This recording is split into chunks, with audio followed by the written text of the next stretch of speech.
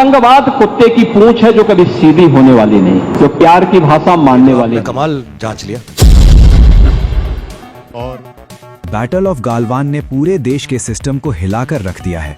और जब इस फिल्म के सामने दीवार बनकर खड़े होने की कोशिश की गई, जब इसे रोकने की जिद, राजनीति और दबाव सामने आया, तब आखिरकार वो भी बोल पड़ा जिसे दुनिया बादशाह कहती है।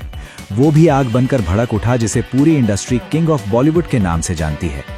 हाँ दोस्तों, आज शाहरुख खान ने भी अपने गुस्से को कैद में रखने के बजाय दुनिया के सामने खोल कर रख दिया है।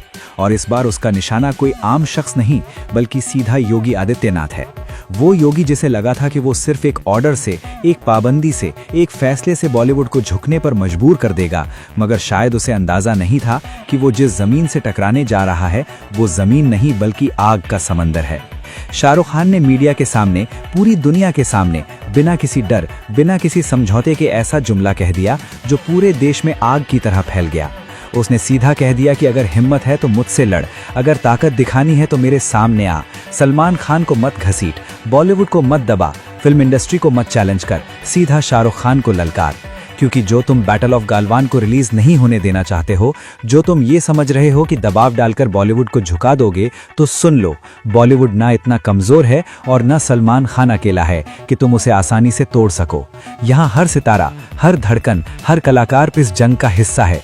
और अगर तुम समझते हो कि बॉलीवुड खामोश रहेगा तो ये तुम्हारी सबसे बड़ी गलतफहमी है। और दोस्तों, असली धमाका तो तब हुआ जब शाहरुख खान ने साफ साफ कह दिया कि सलमान खान को छोड़ दो, उसे बीच में मत लाओ। अगर तुम्हें समस्या है, अगर तुम्हें तकलीफ है, अगर तुम्हें लगता है कि बैटल ऑफ गालवान तुम्हारी राजनीति के आगे खड़ी है, तो सीधा मेरे सामने आओ। क्योंकि सलमान खान को निशाना बनाकर तुम बॉलीवुड को नहीं तोड़ सकते, बल्कि इस जंग को और ज्यादा खतरनाक, और ज्यादा ताकतवर और ज्यादा तेज बना दोगे। और यही वो लम्हा था जब पूरे देश में एक अजीब सी सनसनी फैल गई।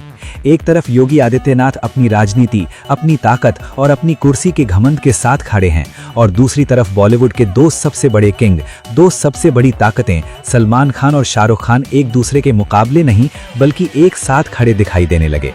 और यही वो चीज है जिसने इस मामले को एक आम फिल्मी विवाद नहीं बल्कि ताकत और अहंकार की जंग बना दिया है। अब पूरा देश देख रहा है कि ये सिर्फ फिल्म की रिलीज की बात नहीं, ये सिर्फ सिनेमा घरों की रोशनी या बॉक्स ऑफिस कलेक्शन की बात नहीं, ये पूरी फिल्म इंडस्ट्री की इज्जत, सलमान खान के वकार, शाहरुख खान की ललकार और योगी आदित्यनाथ की जिद की टक्कर है। और जब तीन बड़े नाम, तीन बड़ी ताकतें और तीन बड़े घमंड आमने सामने आ जाएं, तो फिर कहानी सिर्फ कहानी नहीं रहती, बल्कि ऐसी आग बन जाती है जिसे रोकना किसी के बस में नहीं रहता। और यही वजह है कि आज पूरा देश, पूरा मीडिया और पूरी दुनिया की नजरें इस जंग पर जमी हुई हैं कि आखिर ये टक्कर कहां जाकर रुकेगी, कौन झुकेगा, कौन टूटेगा और कौन जीतेगा। क्योंकि इस बार सिर्फ फिल्म नहीं बल्कि पूरा सिस्टम दांव पर लगा हुआ है। दोस्तों, अब कहानी यहाँ रुकी नहीं, बल्कि यहीं से तो असली आग ने जन्म लिया है। क्योंकि जैसे ही शाहरुख खान के ये अल्फाज हवा में गूंजे कि अगर ताकत है तो मेरे सामने आओ, सलमान खान से नहीं सीधा शाहरुख खान से बात करो, तब उसी पल पूरे media house, social platforms, news चैनलों और एंटरटेनमेंट पोर्टल्स पर ऐसा तूफान उठा कि हर तरफ सिर्फ एक ही सवाल गूंजने लगा कि अब योगी आदित्यनाथ क्या जवाब देंगे, क्या वो पीछे हटेंगे या इस ललकार को कबूल करेंगे। क्योंकि ये कोई मामूली बयान नहीं था, ये कोई आम फिल्मी प्रमोशन या डायलॉग बाजी नहीं थी, बल्कि ये सीधी ऐसी ललकार थी जिसने राजनीति और फिल्म इंडस्ट्री को आमने सामने ला खड़ा किया है। और जब राजनीति और फिल्म एक दूसरे के सामने खड़ी हो जाएं, तो फिर सिर्फ फैसले नहीं होते, इतिहास लिखा जाता है। शाहरुख खान के बयान के बाद सिर्फ फैंस चुप नहीं बैठे, बल्कि पूरे देश में एक अजीब सा जुनून उठ खड़ा हुआ।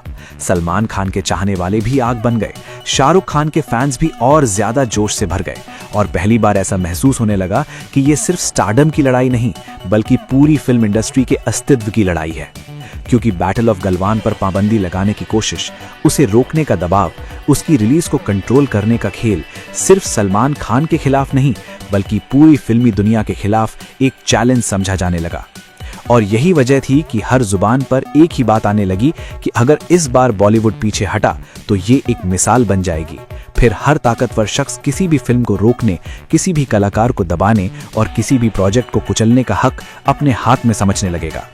और यही वो बात थी जिसने शाहरुख खान को चुप रहने के बजाय खुलकर मैदान में आने पर मजबूर कर दिया। उधर राजनीतिक हलकों में भी खामोशी नहीं रही, बल्कि वहां भी हलचल मच गई। कुछ लोग कह रहे थे कि ये बॉलीवुड की हद से आगे बढ़ती हुई हिम्मत है, कुछ इसे शोहरत कमाने की चाल समझ रहे थे, मगर असली बात यह थी कि पहली बार किसी ने योगी आदित्यनाथ जैसे ताकतवर लीडर को खुलेआम चैलेंज किया है, और वो भी कोई आम इंसान नहीं बल्कि शाहरुख खान, जो पहले से ही दुनिया के सबसे बड़े फिल्मी सुपरस्टार्स में गिने जाते हैं। और जब इतनी बड़ी हस्ती राजनीति के सामने खड़ी हो जाए तो मसला सिर्फ एक राज्य या एक फिल्म तक सीमित नहीं रहता, बल्कि पूरे देश के स्तर तक फैल जाता है। और यही कुछ अब बैटल ऑफ गलवान के मामले में भी होता हुआ नजर आ रहा है, क्योंकि अब यह मामला सिर्फ रिलीज या पाबंदी तक नहीं बल्कि अहंकार, ताकत, इज्जत और असर रसूख की जंग में बदल चुका है। और दोस्तों, इस आग में तेल तब पड़ा जब बॉलीवुड के दूसरे बड़े स्टार्स भी खामोश तमाशाई न रह सके और पर्दे के पीछे उन्होंने भी सलमान खान के साथ खड़े होने का फैसला करना शुरू कर दिया।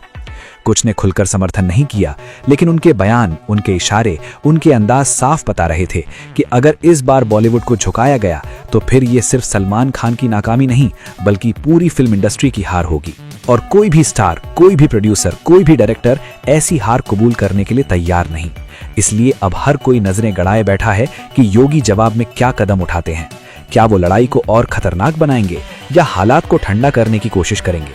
लेकिन एक बात तय हो चुकी है कि जो जंग पहले सिर्फ सरगोशियों में थी वो अब खुले मैदान में आ चुकी है।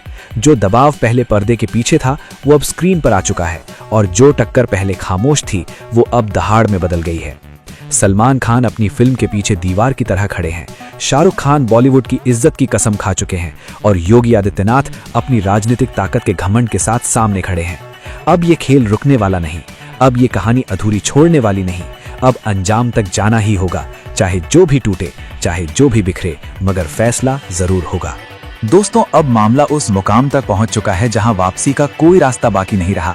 हर तरफ बेचैनी है, हर तरफ इंतजार है, हर तरफ वही सवाल गूंज रहा है कि आखिर अंजाम क्या होगा।